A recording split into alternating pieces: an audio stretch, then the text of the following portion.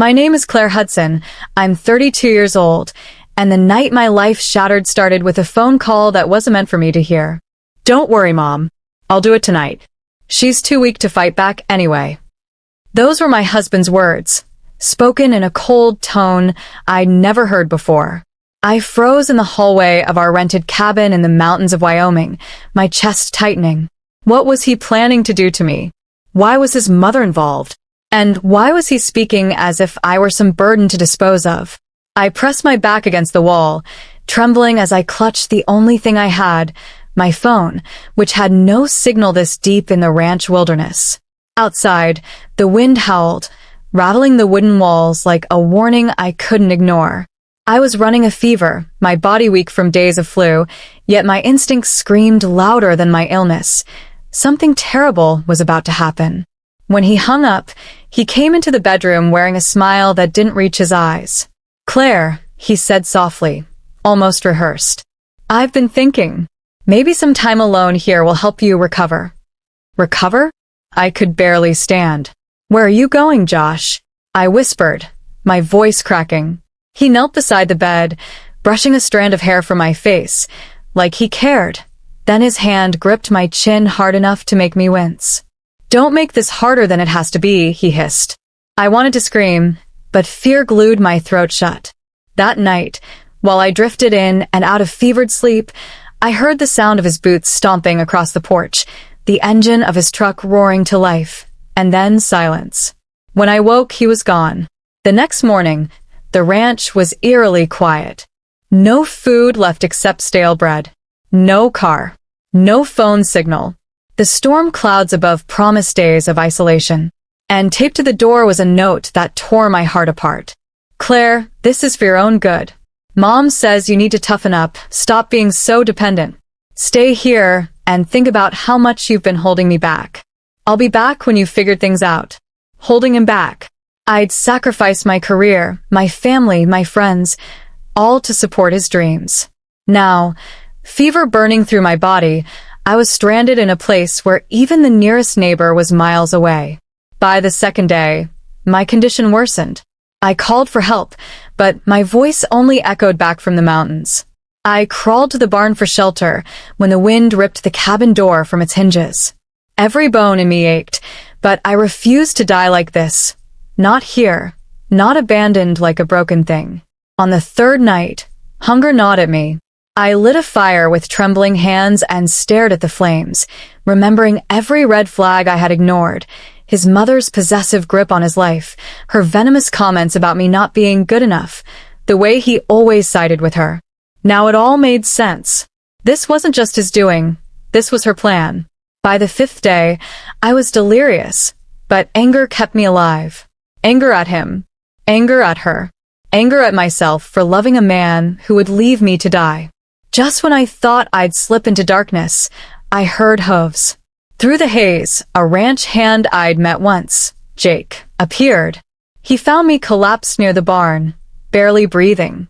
"You're lucky I came by," he said, lifting me into his arms. Lucky? No. This was fate giving me one last chance. At the hospital, while they pumped me with fluids and antibiotics, I vowed one thing to myself. If I survived this, I would make them regret ever thinking I was weak. And survive I did. But survival was just the beginning. Because the day I walked out of that hospital, stronger than before, I learned something that turned my anger into a weapon. Josh wasn't just gone. He had filed for divorce. And his mother had already transferred my share of our joint assets into her name. They thought they'd won. They thought they'd erase me from their lives. But they didn't know the woman who was about to rise from the ashes. Because I wasn't just going to take back what was mine. I was going to take everything they cared about and burn their perfect little world to the ground. Revenge doesn't come overnight. It brews. It festers. It sharpens itself against every scar they left on you. When I left the hospital, I had nothing, no home, no money, and no husband. But I had something far more powerful: clarity.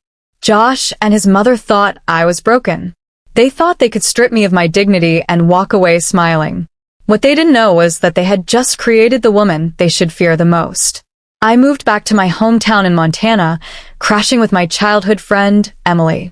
She took one look at me, pale, frail, but burning with quiet rage, and said, "Tell me what they did. Tell me everything." When I finished, she grabbed my hands. "Then let's make them pay." That's when I started digging. Every night, while Emily slept, I scrolled through records, bank statements, and property documents Josh never thought I'd access. But he underestimated me, just like he always had. I discovered he hadn't just abandoned me. He had been preparing for months to cut me out of our life completely. The divorce papers were filed in a county 3 hours away, under a false address. The joint account? Drained. My name on her house. Forged off the deed. Every penny I'd invested in his startup? Gone. But the most gut-wrenching discovery came when I found a photo online. Josh, arm around a woman I'd never seen, smiling like the man I once loved never existed. The caption read, "Family is everything." And standing beside them was his mother, beaming with pride. He hadn't just replaced me. He'd rebuilt his life on the ashes of mine. For a moment, I almost broke. Almost. But then I remembered the nights I begged him to come home, the fever dreams where I cried out his name, the note taped to the cabin door. And I swore to myself, I will not just survive this. I will own this. Step 1. Expose the truth. Step 2. Take back everything they stole. Step 3. Destroy their reputation so thoroughly they'd wish they had left me alone in that cabin to die. My first move was simple but powerful. I hired a private investigator. Using the last $200 I had, I begged him for 1 week of work. He agreed, and within days, he uncovered a secret that made my blood run cold. Josh wasn't just with another woman. He had secretly married her under a different name. Bigamy. Fraud. And worse? His new wife was pregnant. The betrayal sliced deeper than any knife. But it also handed me leverage sharper than any blade. While plotting, I reached out to the only family I had left, my father. I thought maybe, just maybe, he'd stand by me. Instead, he said, "Claire, you brought this on yourself. You were never strong enough to keep a man." His words hit harder than Josh's abandonment. My own father, the man who was supposed to protect me, sided with my abuser. That's when I realized I was alone in this fight. And I liked it that way. Because the more they pushed me down, the more unstoppable I became. I gathered evidence, bank fraud, property theft, secret marriage, all neatly documented. Then I began setting traps. The first was anonymous tips to authorities.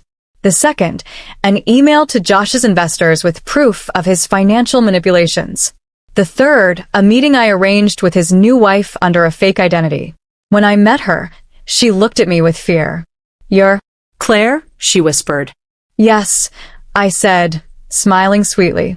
The wife he forgot to mention.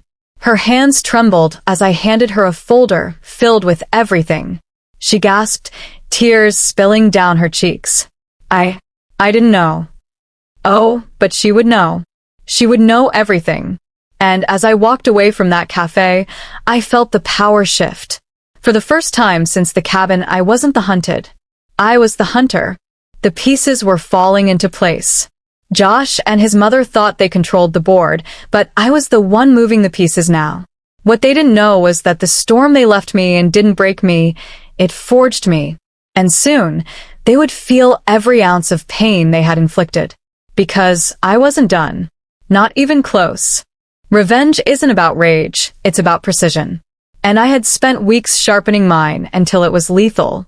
By the time Josh realized someone was pulling strings, it was too late. The anonymous tips I sent had already reached the IRS and law enforcement. His accounts were flagged, his business partners panicked, and his new marriage? Crumbling under the weight of the truth, I dropped into his wife's hands. But this wasn't enough. I wanted his mother to feel it too. The woman who orchestrated my abandonment, the one who called me dead weight to my face, she was next. I dug deeper, finding skeletons buried under her perfect socialite image. Tax fraud, hush money paid to cover up a scandal involving her late husband, and the biggest one, an illegal land deal that could send her to prison. Every piece of dirt I collected like treasure.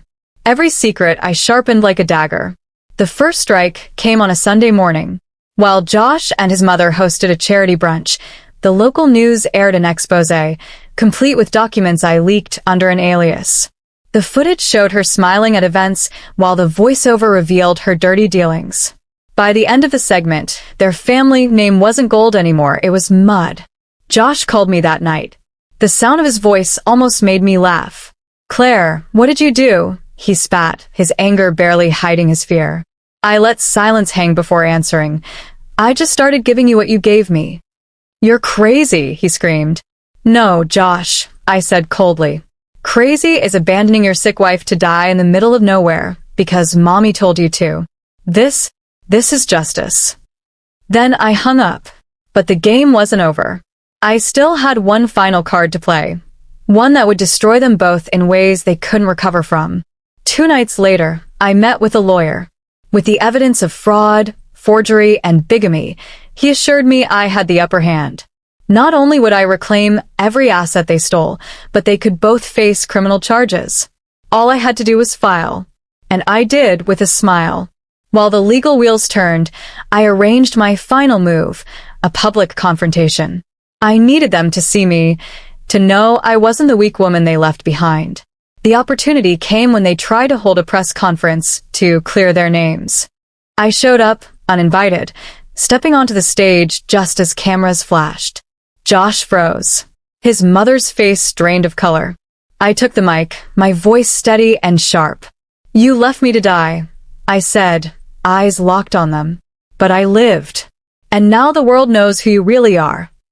Gasps filled the room as I handed the reporters copies of the evidence. The crowd erupted, flashes blinding, questions flying. And just like that, their empire collapsed live on air. As security escorted them out, Josh glared at me with pure hatred. His mother hissed under her breath, "You'll regret this." I leaned in, smiling. "No, Margaret. You will." By the next morning, the lawsuits hit. Their accounts froze. Their reputation was beyond repair. And for the first time in months, I slept without nightmares. But my revenge wasn't just about destroying them. It was about reclaiming myself. And in that quiet victory, I realized something. I was finally free. Or so I thought. Because just when I believed the war was over, a message arrived that made my blood run cold. "You think it's done? You have no idea what's coming." J. The hunter had become the hunted again. And the final chapter of our war was about to begin. The message from Josh wasn't an empty threat. It was a promise. And I knew he wasn't going to let me walk away with my victory so easily. 3 nights later, I returned to my motel room to find the door ajar. Every instinct screamed danger. I pushed the door open slowly, heart pounding, and there he was. Josh, sitting in the dark, his face twisted with rage. "You ruined everything," he growled, stepping closer. "No," I said, voice steady despite the tremor in my hands. "You ruined yourself. You think you've won? You think destroying my business and humiliating my mother makes you strong. It makes me alive," I said sharply. "Something you never wanted me to be." He lunged, but I was ready. With one swift motion, I hit the alarm button on my phone, loud enough for the security cameras to catch the struggle. Within minutes, police stormed the room. Josh was dragged out screaming, his threats echoing down the hall. But the twist? As the officers cuffed him, he spat, "Ask your father what he's hiding." Those words froze me. What did my father have to do with this? I confronted him the next day, and his confession shattered me. He had known about Josh's fraudulent dealings for months because he had been helping cover them up. In exchange, Josh's mother had promised him a stake in their business empire. My own father sold me out for money. The betrayal burned deeper than any wound. But instead of breaking me, it fueled my final move. I exposed him too. Every transaction, every deal, every dirty connection leaked to the authorities and the press. By the end of the week, my father was under investigation, Josh was facing prison for bigamy and fraud, and Margaret was bankrupt, her name forever stained. I stood outside the courthouse, reporters swarming, microphones in my face. "How do you feel?" one asked. I looked straight into the camera. "I feel free," I said, smiling through the pain. "And I want every woman who's been silenced, abandoned, and betrayed to know, you can rise, you can fight, and you can win." The clip went viral. People flooded my inbox with messages of support, women sharing their own stories of survival. For the first time in months, I didn't feel alone. Weeks later, I sat on the porch of a small house I bought with the settlement money. The sun warmed my skin, the mountains stood tall in the distance, and peace, real peace, settled in my chest. But just as I thought my story was closing, a letter arrived with no return address. I opened it slowly, my breath catching at the words scrawled in messy handwriting. "You may have won this round, Claire, but war never ends." No signature, no name, just a warning that my past wasn't finished with me. I folded the letter, slipped it into my pocket, and whispered to myself, "Let it come. I'm not the same woman anymore. This time I'm ready."